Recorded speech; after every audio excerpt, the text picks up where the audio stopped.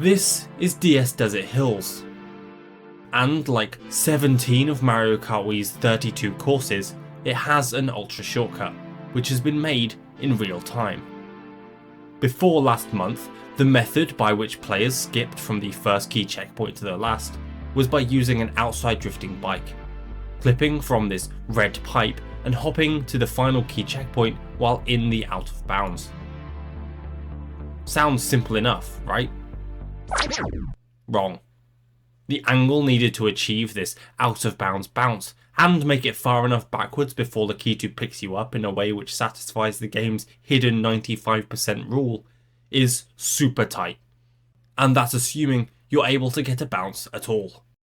This ultra shortcut method is so insanely precise, in fact, that only 2 humans have ever managed to pull it off.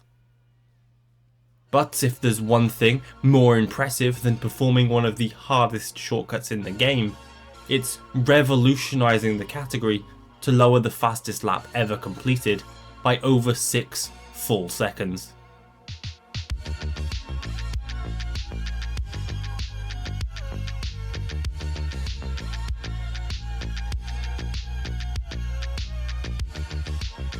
DS Desert Hills has 2 ways of performing its ultra shortcut. The first, an outside drift bike out of bounds bounce, or OD boob. Nice. But there is an alternate method of performing this glitch. Like any other ultra shortcut, you just need to make it from the first key checkpoint to the last by driving around the finish line. But as you may be able to deduce, on Desert Hills, these checkpoints are in the out of bounds area, where trying to drive on them will force Lakitu to respawn the player back to the main track. That's where the Tiny Titan comes in. You see, a vehicle's wheel hitbox must touch that out of bounds floor for a respawn to occur. So what would happen if, quite simply, the wheel hitboxes weren't on the floor at all? Well, by entering what's known as a barrel roll state, you can unlock the vehicle's rotation.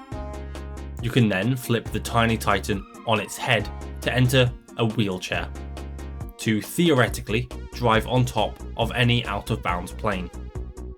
Usually, flipping a vehicle upside down is either impossible or when done is so unstable that driving around upside down just can't be done.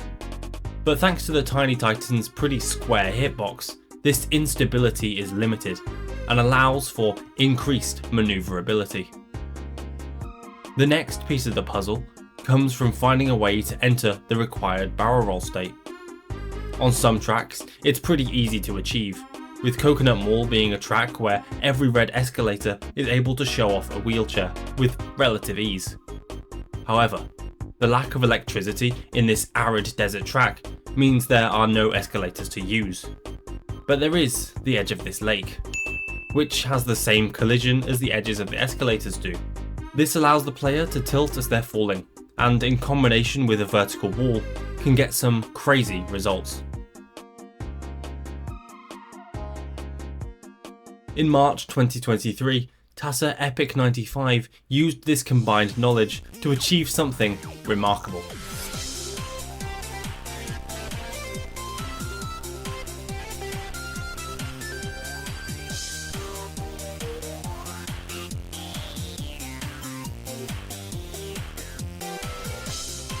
Epic had created a 12-second tool-assisted fast lap run using the Tiny Titan. But how? Taking a look at the checkpoints from above, we can trace Epic's task as it's happening. As Epic reaches the out of bounds, the first goal is to complete an ultra shortcut on lap 1 to set up for the fast lap. First, he goes to the first key checkpoint and then drives around the finish line to the last key checkpoint, which means when he crosses the start line, a lap count will trigger. But instead of triggering it normally, Epic chooses to drive around the start line again entirely to trigger it from the front. This is called getting a delayed lap count. Getting a delayed lap count here is useful, as turning while in a wheelchair can only be achieved by touching an external wall, of which there are none here, or alternatively, charging a standstill mini-turbo and releasing it within a few frames of it appearing. Holding the SSMT for any longer than that would result in the kart flipping right side up. By getting a delayed lap count in this way, Epic is already lined up for the start of lap 2. As he begins this second lap, the process of completing an Ultra is exactly the same as normal. Driving from the first key checkpoint around the start line to the last, then crossing the line. Importantly, because this method cuts off so much of the track, it's paramount that Epic drives wide when going backwards and enters the final key checkpoint from the back, so the game detects at least 95% of the lap being completed. If he cuts this too tight, the lap simply wouldn't count. But as we know now, the lap did indeed count, to create an absurdly cool looking Ultra shortcut.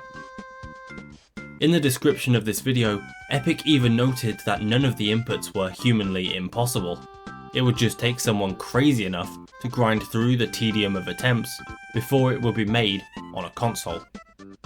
And that is where JC comes in. JC has become an infamous name when it comes to Mario Kart Wii this year.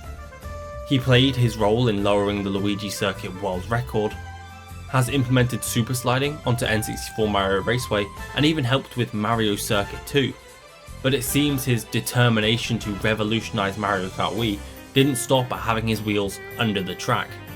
He wanted them on his head too. In October, JC began attempting the DS Desert Hills wheelchair Ultra shortcut, and he used Epic's task run as a reference for doing so. It began one session in Service Pack, which is a way to play Mario Kart Wii using save states on your console. JC was messing around on Desert Hills with his favourite lightweight character, Baby Luigi, and managed to get all 4 wheels on the wall on his console. He then save stated like this to see what else he could achieve. Before long, he was able to actually flip upside down. He notes that fellow player BlueFan77 played an instrumental role to the success of achieving the wheelchair state consistently. Getting into a wheelchair like this is incredibly difficult, and the next part becomes even more so. For starters, immediately after flipping over, the game wants to pull JC towards the lake, which can't normally be stopped when you're on normal ground, as you can't turn in a wheelchair. It can be prevented, however, by touching any other surface and turning. And luckily for JC, there just so happens to be a wall very close. By sticking to this wall, he is able to drive towards the out of bounds behind the finish line. He notes, touching the wall is like a magnet, also appearing to invert your accelerate and reverse button briefly, adding to the complexity of navigating the kart around. The wheelchair, while being most stable using Tiny Titan, is still finicky, and can sometimes flip over for seemingly no reason. But importantly, it will flip over 100% of the time if you go above 15 units of speed. With this in mind, JC edges along the wall until he reaches the end of it, and is able to tentatively embark on his journey into the out of bounds.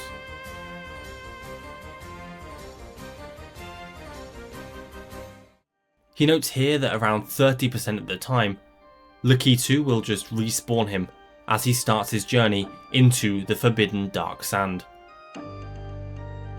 But once he starts climbing the hill, the real challenge can begin, of replicating Epic's lines around the key checkpoints. A feat made slightly easier thanks to Service Pack's checkpoint feature. Also, the help of the TASers, which are on screen now, helps JC to understand the checkpoint system on the track. The hill climb is easy, simply holding A until reaching the top, but then the task of completing a lap increases in difficulty tenfold. JC has to perform a standstill mini-turbo to turn the car with 2 hops, which is made more difficult by the timing window only having a few frames to release the mini-turbo. Then, only a few more frames to execute the second hop as well. As if this wasn't precise enough, performing the SSMT makes the car wobbly. which means JC must delay the second one for as long as possible to have the best chance of the kart stabilising, noting that many of his attempts died to simply getting unlucky here. Once he's made it back to the first key checkpoint, he can start the fast lap attempt, and all that's needed is to repeat the steps of performing the Ultra, going around the last key checkpoint like Epic, reverse down the hill, and shroom to the finish line. After a few days of practice, JC was able to get a good amount of Ultra shortcuts on Service Pack, and now all that was needed was to replicate it without save states. Despite the absurdly precise nature of each set of inputs needed at every single stage of this glitch, one of the most significant challenges faced comes from the navigation needed while upside down and out of bounds. JC managed to completely memorise the key checkpoints and subtle visual indicators as he was practicing with save states, which meant he was confident enough to take his attempts over to ctgp.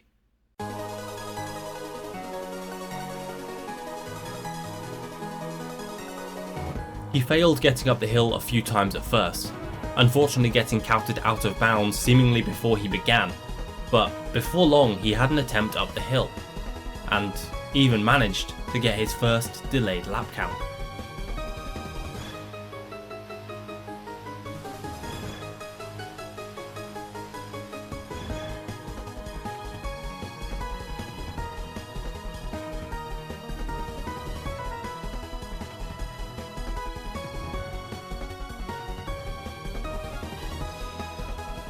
He was lucky enough to cross the finish line without making a mistake. On his very first delayed lap count attempt, JC had revolutionized yet another category in Mario Kart Wii. The time has since been lowered from 20 seconds down to under 17, with both JC and BlueFan77 holding the fast lap world record at some point since the new method's implementation.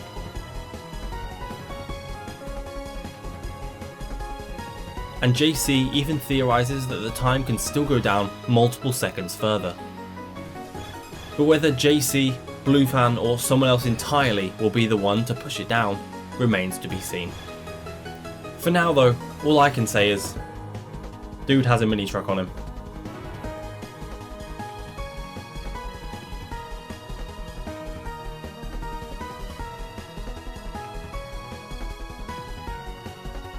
Thanks for watching.